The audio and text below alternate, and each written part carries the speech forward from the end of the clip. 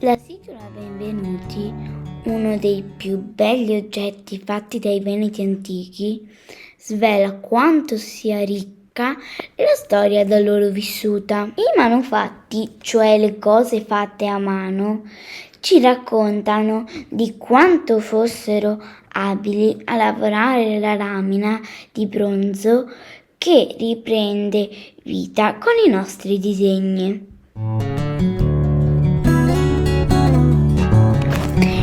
Ed ecco la testa d'ariete che decorava un alare del focolare e il curioso vaso decorato in ogni sua parte con due teste di volatile che faceva da corredo ad una tomba. Il grande vaso di terracotta con il suo coperchio, chissà mai cosa conteneva.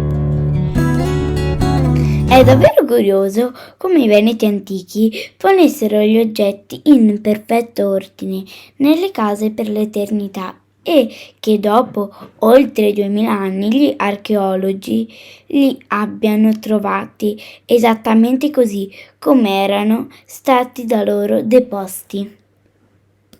A forma di triangolo, rettangolo, perla e cerchio, belli pendenti in bronzo di questa collana.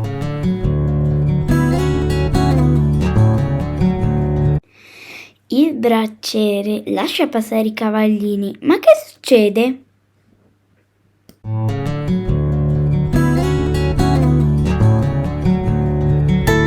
Torniamo con i piedi per terra e andiamo a tagliare l'erba e riordinare l'orto che i cinghiali tentano di rovinare, ma noi li cacciamo e uno ad uno gli oggetti entrano nel vaso